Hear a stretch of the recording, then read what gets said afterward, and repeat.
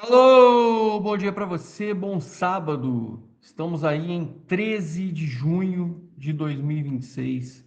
Eu estou gravando esse vídeo para vocês na madrugada. Sim, hoje eu não ia fazer essa sacanagem com vocês de entrar em live 3 da manhã, 2 da manhã, porque eu tenho que sair extremamente cedo de casa. Meu filho inventaram um jogo treino para o meu filho mais novo. E aí, o jogo do meu filho mais novo começa 8 da manhã. Então, o normal, 8 da manhã, 4 da manhã no Brasil, ou seja, eu tenho que chegar para a concentração do meu filho às 7 da manhã daqui de Portugal, que seria 3 da manhã para vocês aí no Brasil. Cara, não faz sentido fazer uma live 3 da manhã. Daqui a pouco a gente vai entrar nessa doideira. Então, o que que eu fiz? Como eu tinha uma choradeira de uma galera que estava sentindo falta dos nossos vídeos gravados, eu falei, nada impede que eu grave um videozinho depois de bastante tempo. Não tem problema. Hoje faremos um vídeo mais informativo. De qualquer maneira, você tem o vídeo aí entrando no ar cedinho, pode assistir com calma, tranquilo. Só não vamos ter a nossa gloriosa interatividade, que é uma das coisas que eu mais gosto de fazer. Entretanto, agradaremos alguns troianos dessa vez.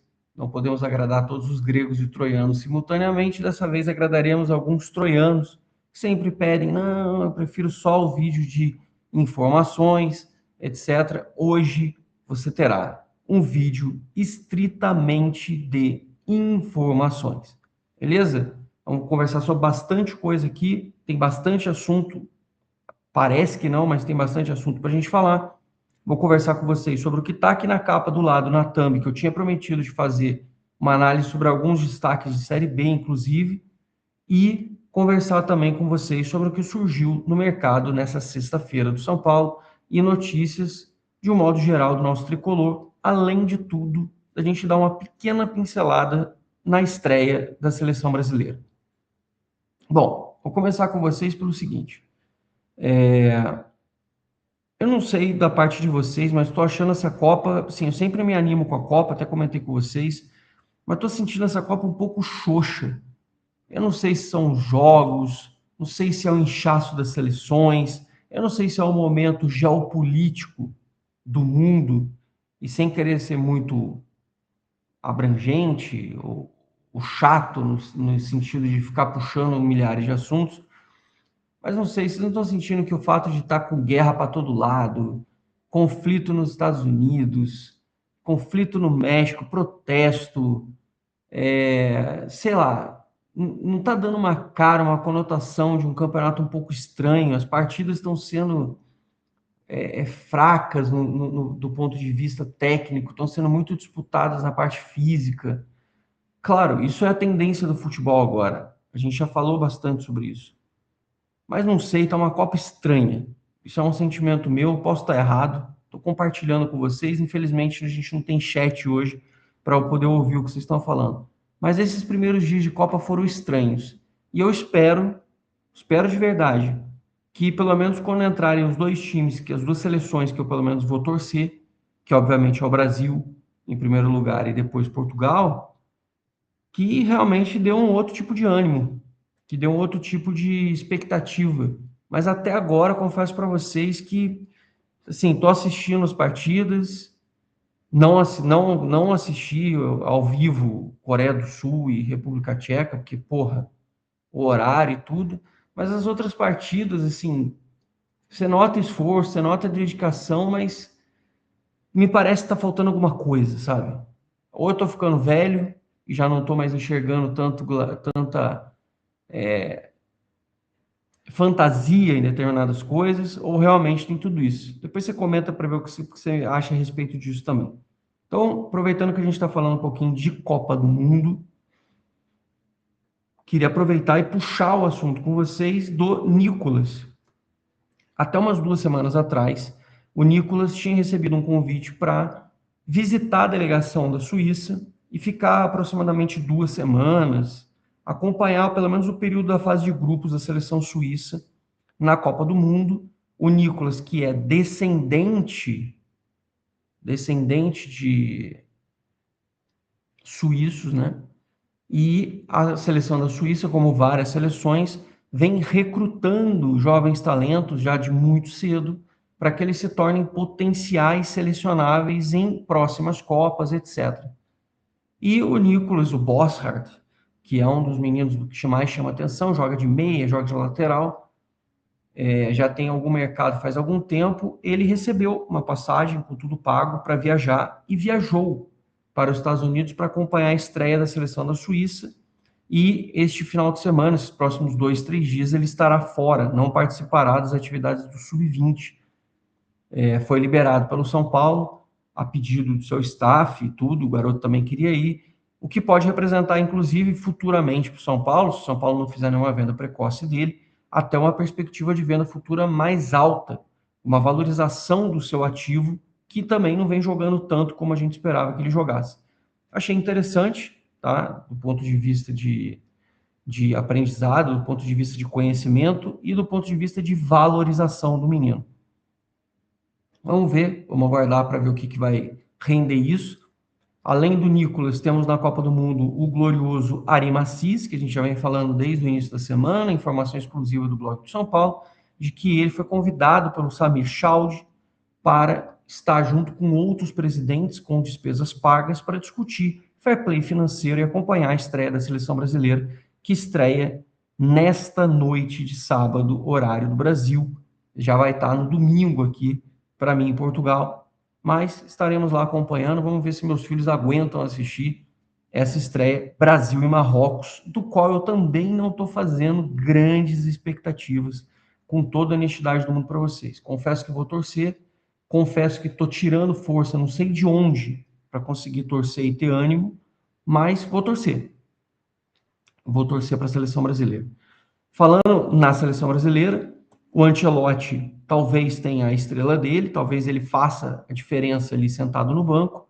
É uma Copa do Mundo que, como a gente acabou de falar aqui, questões físicas podem interferir muito, paralisações por conta de tempestades, problemas climáticos, intempéries, isso tudo pode interferir numa partida. Preparação física, isso também pode interferir num jogo, isso também pode ser determinante numa partida. É o que a gente vem percebendo que pode fazer diferença além dessas novas regras. Até o momento, o jogo em si não está assim, daquelas coisas que a gente esperava. No final das contas, a partida contra o México talvez tenha sido a mais divertida no final das contas por conta das expulsões, por causa do Wilton Sampaio, mas os outros jogos realmente não deu para sentir essa energia toda, essa empolgação do que é uma Copa do Mundo. E, cara, eu particularmente, ao menos desde 90, que é quando eu era bem criança ainda, mas já tinha essa coisa de ficar na TV acompanhando, fazia na mão tabelinha de Copa do Mundo. Chego na idade que estou hoje, com meus filhos, jogando futebol, gostando de futebol, que era uma coisa que eu poderia curtir muito mais. Eu estou sentindo um certo distanciamento daquela fantasia, daquela euforia, como eu falei para vocês. Seleção do Ancelotti. Isso aqui já me desestimula, já me brocha imensamente, porque, cara, que seleçãozinha, meu Deus do céu, sabe? Puta merda, você começa do gol. Eu já não gosto da escolha do Alisson pro gol. Aí bota o Danilo de lateral direito, Marquinhos e Gabriel Magalhães. Beleza, Gabriel Magalhães, tranquilo. Mas, cara, Marquinhos não dá. Danilo não dá. Alexandro também não dá. Desculpa. O Brasil pode até ser campeão da Copa, eu tenho que calar a boca e tenho que pagar a língua. E aí, beleza, paguei a língua, os caras se superaram, maravilha, mas puta merda, essa defesa não me desce. Alisson não cata pênalti, Marquinhos é pipoqueiro para mim. O Alexandro Danilo, se fosse há 2 Copas atrás, tudo bem, mas agora, olha, vou falar para vocês, difícil, hein? Difícil. No meio de campo, Casemiro e Bruno Guimarães já me agradam mais, só que aí ele vai e estraga aquele final ali do meio de campo, colocando o Lucas Paquetá, que para mim não marca, não ataca, não corre direito, não... Para mim é um jogador totalmente insosso, é um jogador assim inexpressivo no final das contas. Não curto o Paquetá e não tem nada a ver com ele ser do Flamengo. mas não consigo ver esse futebol todo no Paquetá, não consigo entender nem taticamente, nem tecnicamente o que ele traz de tão grande, além dele ser um grande pagodeiro e dançarino que acaba trazendo alegria para a seleção. Agora, botar ele de titular, meu, puta merda, é assim, para mim é um começo frustrante de seleção brasileira. Aí você vem com Vini Júnior, Matheus Cunha e Rafinha. Se você tira o Paquetá e ainda recua o Matheus Cunha e sacrifica um pouco ele para ficar mais na marcação, talvez me agradasse mais. E no ataque, o Vini Júnior e o Rafinha, eles conseguissem. O Rafinha e o Vini Júnior tem que estar ali jogando, não adianta. Por mais que o Vini não renda tanto na seleção, o Rafinha também é um jogador que faz diferença, corre do campo todo, é um jogador que se dedica. Eu, particularmente, acho que deveria ter pelo menos mais alguém ali junto com esses caras. Não curto também, não é a minha preferência, mas ali um Igor Thiago, um Endrick tinha que estar ali, o Matheus Cunha recuado no lugar do Paquetá. Isso, no mínimo, assim, do time, da composição, tá? Isso se ainda não colocasse um time mais móvel, que podia até colocar o Luiz Henrique aberto pela direita, deixar o Vini Júnior aberto na esquerda, que daí você teria muita intensidade nas pontas, e você colocaria o Matheus Cunha vindo de trás, junto com o Rafinha, que se movimenta muito, e criaria outras alternativas de jogo. Então, assim, é um outro tipo de jogo, é um outro tipo de futebol, mas é uma possibilidade que o Ancelotti poderia criar. Eu não estou querendo ensinar o Ancelotti, obviamente, porque o cara é um dos maiores treinadores aí da história do futebol recente e conhece muito. Mas eu tenho direito a não gostar. E realmente as escolhas de jogadores dele, putz, tá difícil de engolir, viu? Tá difícil de engolir desde o setor defensivo até essas outras escolhas aí. Então, assim, das decisões dele que eu concordo, Gabriel Magalhães, Casemiro e Bruno Guimarães, são três. Matheus Cunha, quatro, mas daí eu escolheria ele mais recuado. Vini Júnior e Rafinha são seis, ou seja, metade do time dele eu não boto fé. Não boto fé mesmo. Acho que desde a convocação já não foi feliz. Mas, enfim, a seleção não é minha, a seleção é dele, o time não é meu, o time é dele, a seleção a gente só torce e acompanha. E no final das contas, ganhou, ganhou, perdeu, perdeu. A minha preocupação maior sempre vai ser o São Paulo, certo?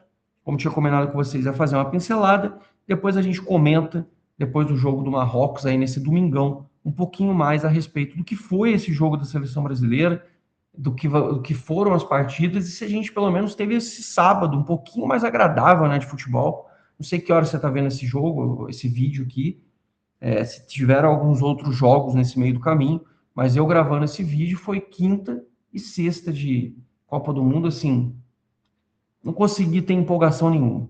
Grande verdade é essa.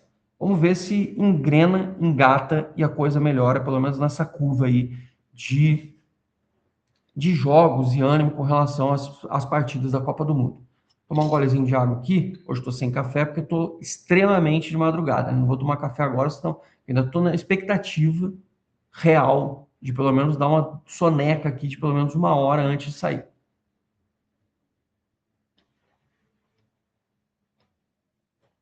Mas vamos lá. Bom, hoje também o anúncio do São Paulo, de que o São Paulo subiu o menino Zabarelli, que é do Sub-17. E, cara, você nota que tem alguma coisa muito errada em Cotia, e você percebe que tem alguma coisa errada, não só pelos resultados recentes do Sub-20, do Sub-17, etc., mas quando você percebe que a escolha do jogador que subiu para o Sub-20, ela é feita sem nenhuma lógica. Se hoje você tivesse que escolher, escuta o que eu vou falar para vocês sem medo de errar. Se você tivesse que escolher hoje um jogador que tivesse e pudesse fazer a diferença no sub-20 e começasse a ganhar seus primeiros passos e pudesse trazer algum brilho, alguma luz, algum recurso novo para um time que está completamente apagado, não era o Zabarelli. É um bom jogador, é tecnicamente um jogador bom, chama atenção, etc. Mas quem tem recurso para diferenciar o time, para criar um fato novo, ou trazer alguma coisa diferenciada para a seleção, para o time do São Paulo Sub-20, é o Robert, não é o Zabarelli. Pode que, então, no mínimo, que subisse os dois. Mas se tem alguém que realmente faz diferença, que realmente faria alguma fumaça e traria alguma coisa diferenciada, na minha opinião, posso estar errado, o Zabarelli chega lá e começa a fazer 50 gols. Mas, na minha opinião, quem faria grande diferença e teria um impacto muito maior nessa decisão, nessa mudança, é o Robert. Aí também não sei até onde vocês acompanham, o que vocês têm de conhecimento com relação a isso, até onde vocês têm esse envolvimento, pelo menos as categorias, como sub-17, por exemplo. Muita gente olha mais para o sub-20, que já está ali na transição do profissional, mas fica aí a minha menção referente a essa decisão que o São Paulo tomou. Tá? O São Paulo vai jogar esse fim de semana o Campeonato Paulista, perdeu no Campeonato Brasileiro, perdeu não, né? Foi dominado pelo Red Bull, como a gente tinha falado com vocês, inclusive com vários jogadores que são, inclusive, meninos do profissional. Ficou muito feio para o São Paulo. Muito feio. Júlio Batista merece cobranças, já tem jogos suficientemente razoáveis em termos de tempo e experiência para ele já apresentar coisas melhores e não vem conseguindo apresentar muita coisa. Então, e as escolhas também não parecem estar sendo as melhores. Espero que tenha sido dele e não tenha sido influenciado por outras coisas. Lembrando que o Zabarelli é agenciado pelo Bertolucci. Então, assim, é só para. Espero que a decisão tenha sido por opção técnica e não por outras razões, como a gente sempre fica com receio que aconteça. Beleza? Então é isso. Falando sobre esses avanços dessas notícias, queria falar com vocês também o que eu já tinha dito na live de ontem, e aí depois, umas 2, 3 horas depois, a imprensa toda repercutiu. Mais uma vez, fico muito feliz de ter antecipado em live com vocês e ter publicado no blog do São Paulo que a negociação do São Paulo com o Vitor Sá tinha retomado e que a coisa tinha encaminhado para o seu desfecho.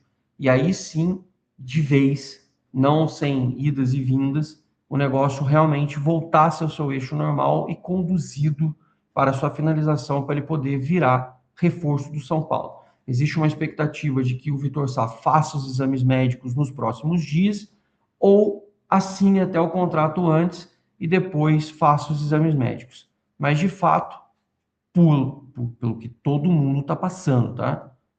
Pelo tudo que foi dito, pelo que foi divulgado, inclusive o Rui Costa vai se vangloriar dessa contratação, porque vai dizer que foi uma negociação difícil, um jogador que estava no exterior, que tinha um salário maior, etc.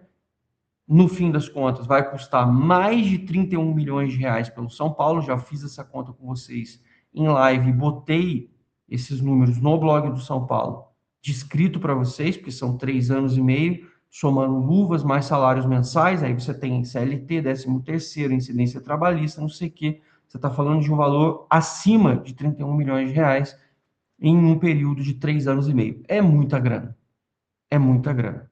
Falar em muita grana e investimento e renovação também, surgiu aí ontem a informação do Gabriel Sá falando sobre um descasamento, uma dívida, uma despesa, um compromisso não cumprido do São Paulo, como você quiser usar a palavra, melhor palavra, do São Paulo com relação ao Caleri, de valores de luvas, premiações, etc., desde 2024 atrasados. Segundo ele, o São Paulo deve esses 6 milhões e isso estaria atrapalhando a renovação do Caleri neste momento. Caleri, que pediu um contrato até 2028 com cláusulas de renovação automática, que é um negócio que eu odeio, porque muitas vezes eles usam jogos, eles usam algumas questões que aí normalmente o fato do cara ser um líder de grupo acaba tendo um peso gigante, os caras acabam conduzindo o cara até para conseguir bater essa meta. E o contrato do Caleri, no salário que ele tem, mais luvas, e eu não estou nem contando o que o São Paulo já deve para ele.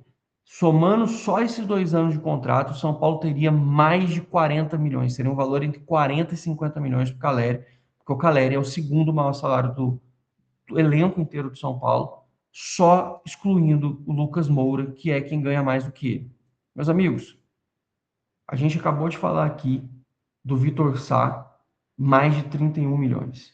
Aí você pega o Caleri, mais 2 anos, entre 40 e 50 milhões. O Luciano, a renovação dele apareceu no bid na quinta. Aí você pega o Luciano, que ficou até o fim de 2028, mais uma porradona também. Não me lembro o valor dele ao certo, mas o salário do Luciano é abaixo do Caleri. Inclusive, acho que o salário do Luciano não chega no que foi renovado até para o Marcos Antônio. Não sei se o salário do Luciano bate 1 milhão, como foi o do Vitor Sá, tá? Aí eu não sei dizer para vocês, acho que ainda está abaixo. De todo modo, é uma porrada. É um valor muito alto. E aí a gente ouve o seguinte: o São Paulo não tem dinheiro, o São Paulo precisa economizar, o São Paulo isso. E é uma coisa que eu falo com vocês sempre também, porque é a verdade. E aí, nesta noite de sexta-feira, que eu recebi um documento muito bem feito, mais uma vez, pelo conselheiro Flávio Marques, e aí conversei com ele, falei para ele, Flávio, vou usar aqui, vou até citar na live, eu vou até abrir mais esse documento amanhã, na live de domingo, porque eu acho que a gente pode focar mais em discutir este assunto na minúcia do que ele fez, e é interessante vocês verem. Aí, de repente, até abro a tela aqui e a gente bate um papo. Mas eu queria citar para vocês o mais espantoso da informação e da situação que o São Paulo tem. Acabamos de falar sobre não ter dinheiro e sobre termos problemas e o São Paulo não conseguir contratar jogadores bons e ir atrás de grandes jogadores, porque a gente não sai da dívida, a dívida aumenta, a gente enxuga gelo. Vocês ouviram tudo isso, né? Pois bem, neste documento que o Flávio Marques endossa, que é um documento inclusive feito pela Sports Value, em que o Amir Somoge, que é um especialista, faz essa comparação. O São Paulo gastou com futebol profissional e categoria de base. Se segura aí na tua casa, onde você estiver, nossos amigos caminhoneiros, nossos amigos médicos, nossos amigos pintores, a galera aí que andou caindo de telhado recentemente, estava toda estoporada, a galera que está aí no lazer hoje, sabadão, ou quem está trabalhando fazendo plantão, se segura aí e presta atenção. Meus amigos, vou mostrar para vocês amanhã no detalhe e na integralidade. A gente vai, como eu falei, fazer uma análise minuciosa desse dinheiro. Antes que você me pergunte, mas como, da onde veio isso? Mas pasme, o São Paulo gastou sem contratar ninguém, botando cash, ano passado, esse número de 2025, 729 milhões de reais. Vou repetir, tá? Vou repetir. Aqui até o primeiro parágrafo dele. O São Paulo Futebol Clube gastou 729 milhões. Eu não estou falando errado, tá? São 7 mesmo, 729 milhões no ano passado com atividades de futebol profissional e base. E aí depois o artigo vou colocar aí no blog do São Paulo para vocês, com a autorização dele, e vou fazer uma análise mais minuciosa no domingo. Mas fiquem com esse número na cabeça: 729 milhões. Isso porque a gente acha e a gente lamenta não ter dinheiro nenhum para poder gastar. Na verdade, o dinheiro tem, só que a gente gasta muito e gasta muito mal. Gasta muito e gasta muito mal, e aí é o grande problema. Só a título de comparação, o Palmeiras, que foi vice-campeão brasileiro da Libertadores, etc., teve 938 milhões de reais. Não, minto. O Palmeiras teve 1 bilhão 150 milhões, o Flamengo 1 bilhão e 100 e o Corinthians 938 milhões. Só para vocês terem uma referência. E aí, umas referências bizonhas. Porque, por exemplo, o Cruzeiro, SAF, que investiu aquilo tudo que vocês viram, gastou 680, muito abaixo do São Paulo. Ou seja, meus amigos, a gente tem alguma coisa muito errada. Aí você vai falar assim, Zanqueta, e a SAFs? O Bahia City gastou 466 milhões. É praticamente 40% abaixo do que o São Paulo gastou. E a gente fica com aquela sensação, nossa, mas olha quanto investiu o Bahia. Cara, tem alguma coisa muito errada no São Paulo. E a gente vai conversar mais dessa parte financeira, mas eu não podia deixar de citar e comentar essa informação, porque é uma matéria que eu vou colocar no blog do São Paulo para vocês verem, para vocês lerem, e aí a gente vai discutir isso no vídeo deste domingo, e é um assunto completamente revoltante. Eu falo com vocês aqui, minha vontade é de dar um soco aqui na mesa, porque é o nosso sofrimento diário. A gente está em live, como eu falei para vocês, desde setembro de 2024. Todos os dias, graças a Deus. Todo dia, seja da forma que for, na madrugada, como eu estou fazendo agora, no carro, do telefone celular, como eu já fiz outras vezes, no vento, na chuva, no frio, às vezes com a internet caindo, como eu já tive aqui no apagão que deu na Europa, estava fazendo live, puf, caiu. Tão louco que é que a gente está aqui todo dia. E talvez hoje eu esteja no período e no momento mais de inconformismo com absolutamente tudo, porque você começa a ficar completamente descrente. Descrente porque eu acredito em tudo. A incompetência, erro, má vontade. Mas, cara, depois de corrupção, erro atrás de erro, repetição de erros, looping de erros, problemas repetindo, o São Paulo estourando conta, gastando o que gastou no futebol no ano passado com um desempenho ridículo. E a gente toda hora, não tem dinheiro, não tem dinheiro. Gente, tem dinheiro. O São Paulo gastou 729 milhões de reais em 2025 e não contratou ninguém. É muito grave isso. E 2026, a gente já está com uma dívida 78 milhões acima do que terminou 2025, já bateu em 936,2 milhões, e de novo a gente está nessa, não tem dinheiro para contratar, não tem dinheiro para contratar, e continua fazendo merda e errando. O cenário está muito ruim. Está muito ruim. Mas está muito ruim mesmo. Aí tem gente que acha ruim comigo quando eu falo, olha, eu odeio sintético, acho uma solução de merda, não suporto isso, mas o São Paulo precisa de mais renda, o São Paulo precisa jogar mais no Morumbi, o São Paulo precisa ter o seu torcedor mais perto, o São Paulo precisa fazer mais shows, porque aumenta dinheiro, aumenta a arrecadação, o torcedor está mais perto no Morumbi, e isso daria para fazer se você tivesse sintético no gramado do estádio. E aí, talvez menor incidência de lesões, porque a gente trabalharia no piso que, provado cientificamente, quanto mais você trabalha no sintético, menos lesões você tem. Não à toa, Palmeiras, Atlético Paranaense, Atlético Mineiro, esses clubes todos usufruem disso há muitos anos. A gente já falou esse tema outro dia aqui em live também. Aí, a gente também entra na preocupação que tem com relação a outros assuntos que o clube vem passando. Falamos outro dia sobre a etiqueteira, antecipação de receita. Aí a gente fala sobre a dificuldade de transformação da reforma estatutária para você transformar numa SAF, porque ninguém parece ter vontade de fazer isso. Aí você fala sobre naming rights, você fala sobre melhoria, você fala sobre ajuste, você fala sobre política. Quando no fim das contas a gente está girando em círculo. Quando no fim das contas a gente está detonando, por exemplo, o clube associativo, e o São Paulo está gastando 729 milhões de reais no futebol, e a gente está criticando só o associativo, e o São Paulo não sai desse looping de merda constante.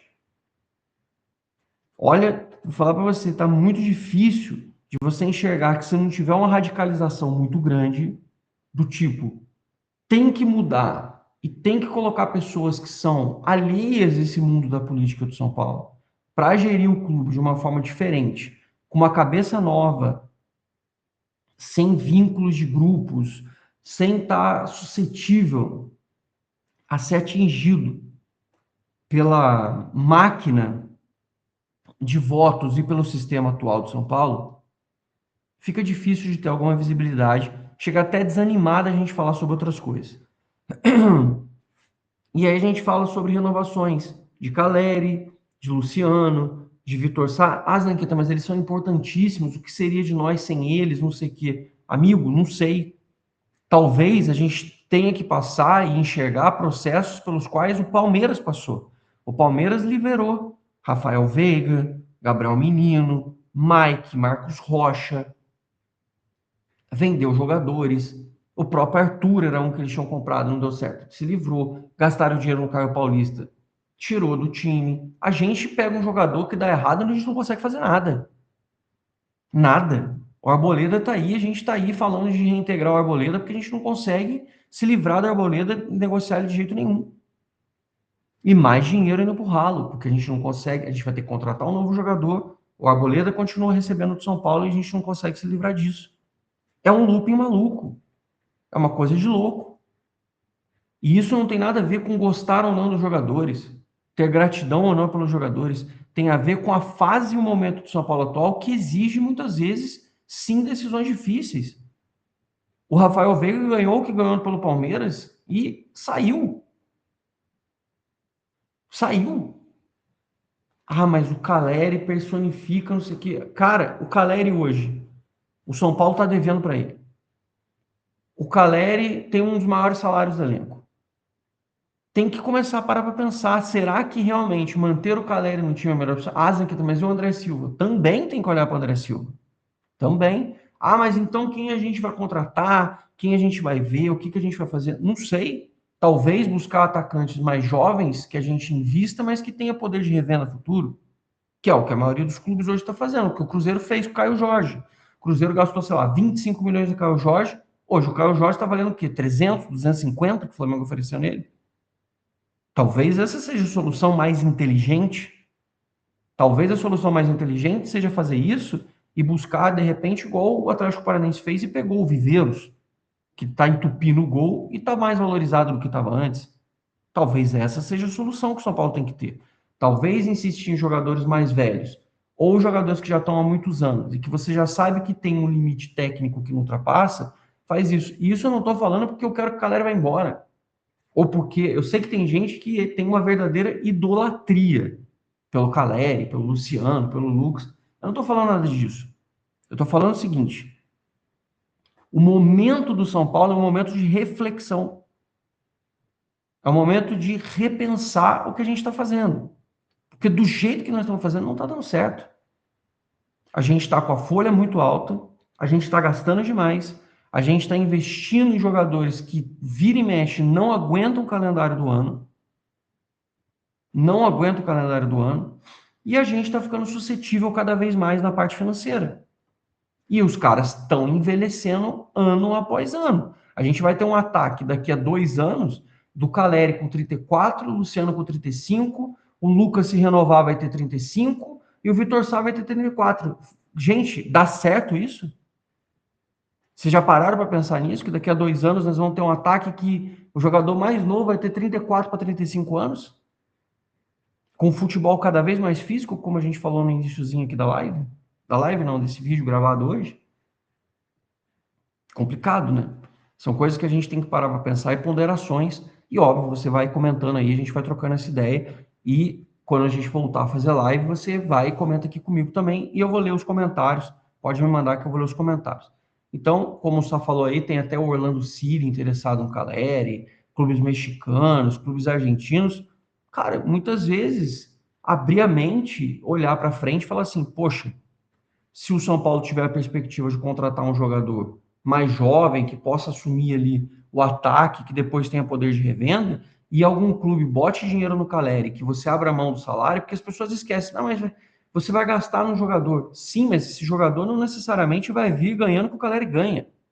Às vezes o que você gasta no ano de diferença de salário dele para o Caleri, você bota 10 milhões de reais na conta.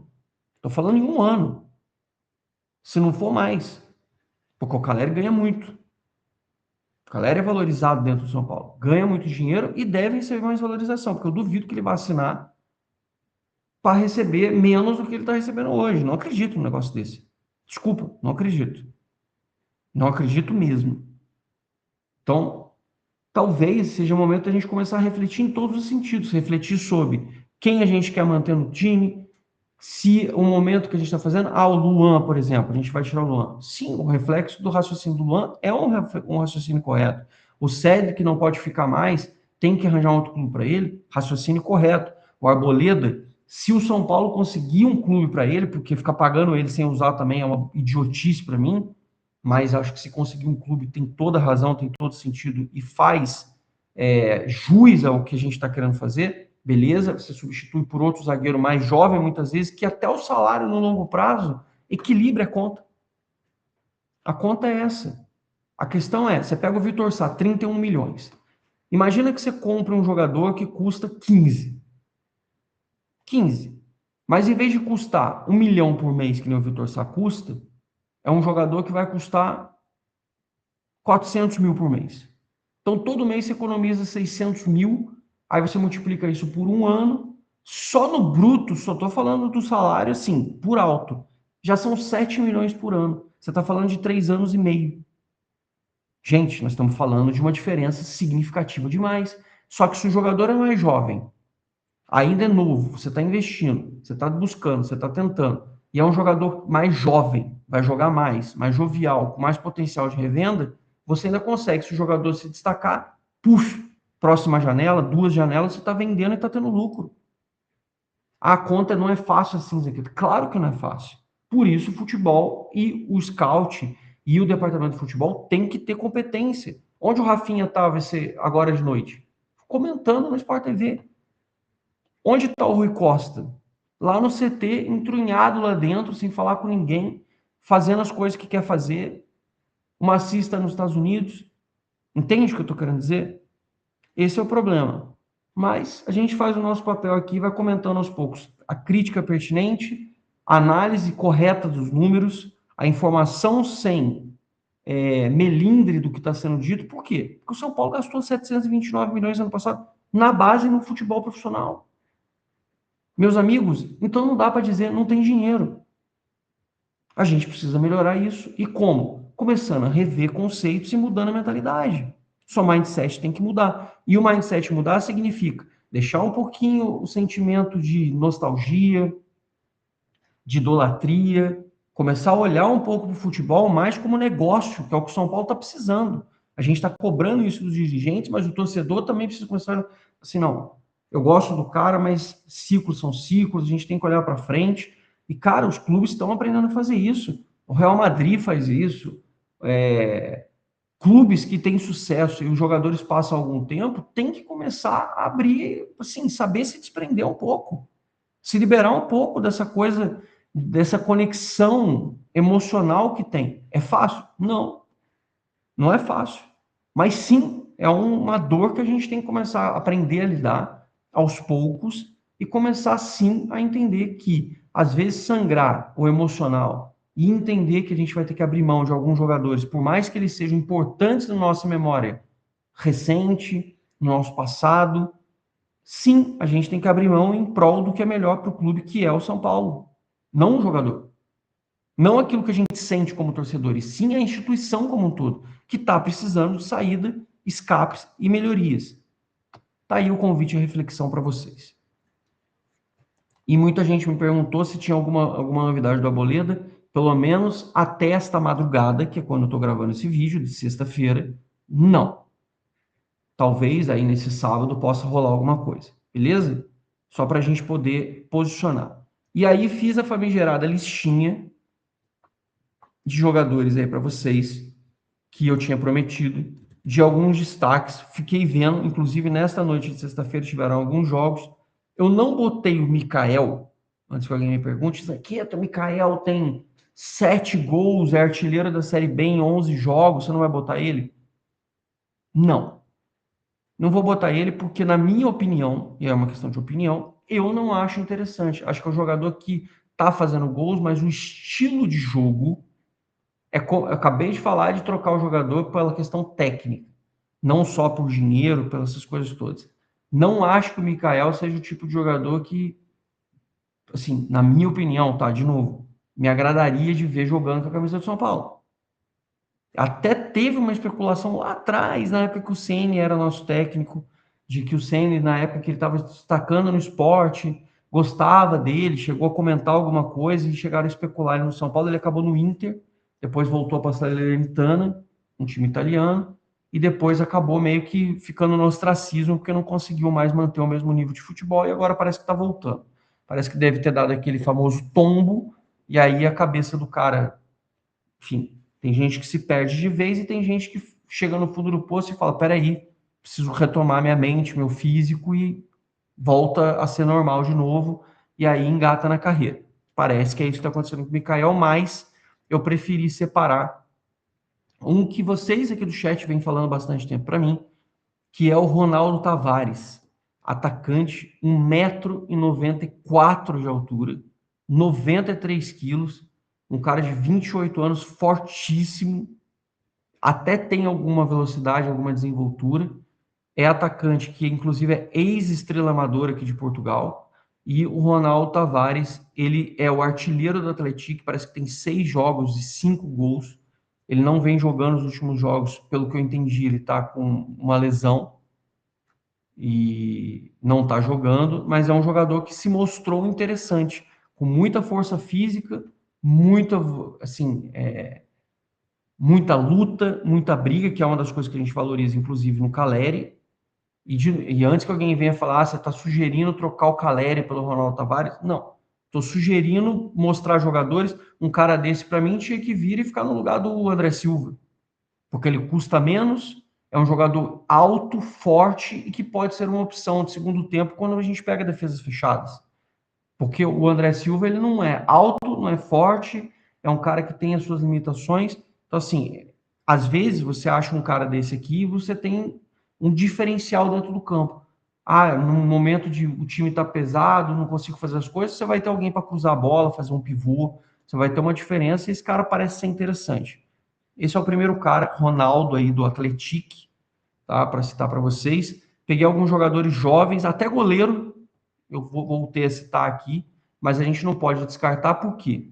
Porque esse cara, eu até hoje não entendo como é que esse cara não saiu do Goiás.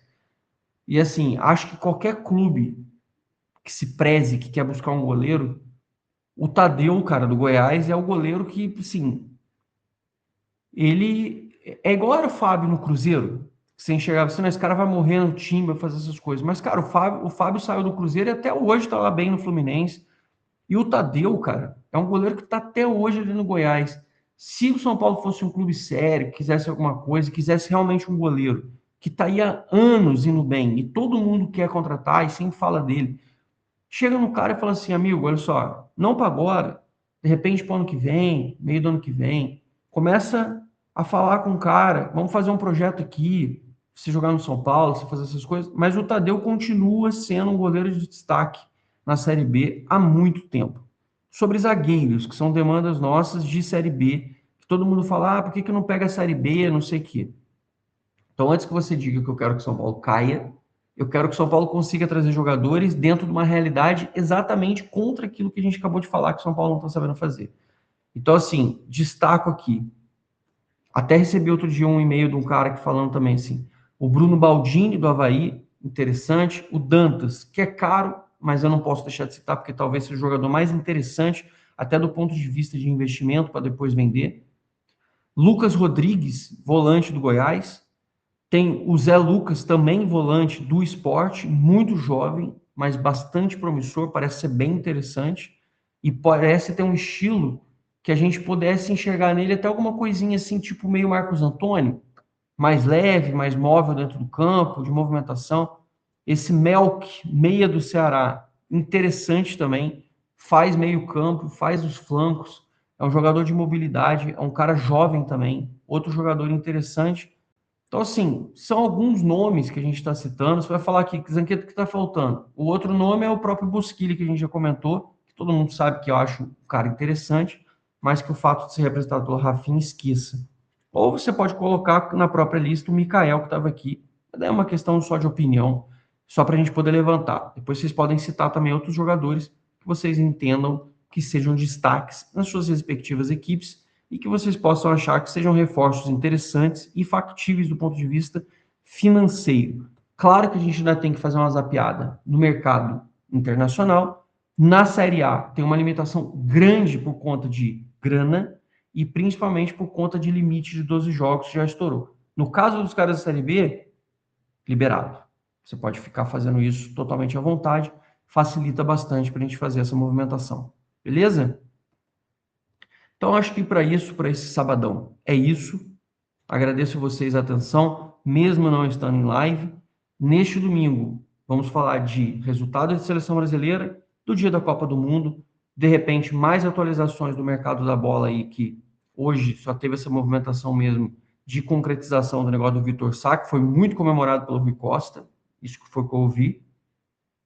E agora, o que eu sei é que o São Paulo está muito, muito evoluído numa conversa com um jogador de defesa. Não quiseram me dizer quem é, não sei se é um dos que já foi especulado, se é alguém novo, não sei. Mas que o São Paulo está evoluindo bem em conversas com um defensor e deve pipocar aí em breve o nome de novo, até porque é uma das prioridades do São Paulo. O São Paulo precisa mesmo de um jogador, espero que seja num formato decente e não mais uma contratação dessas de 25, 30 milhões aí para 3 anos, com um jogador que vai estar muito envelhecido daqui para frente, certo? Espero que vocês tenham um ótimo sábado, aproveitem com moderação o jogo da seleção, tarde da noite, comentem aí sobre as coisas que a gente falou no vídeo, não se esqueçam desse número, 729 milhões, Flávio Marques. Eu podia ter dormido sem essa. Esse número tá marretando minha cabeça aqui. Falei para você, vou usar no vídeo, vou falar aqui nas coisas. Esse número tá marretando minha cabeça. É um negócio que a gente chega a ter, assim, até ânsia, porque você fala, cara, como é possível a gente estar sofrendo tanto e gastar 729 milhões em 2025 sem colocar R$ 1 em contratação de jogador? Chega a ser um negócio, assim, é incompreensível. A gente fala mais nesse domingo. Fiquem com Deus, tamo junto, vamos São Paulo e fui.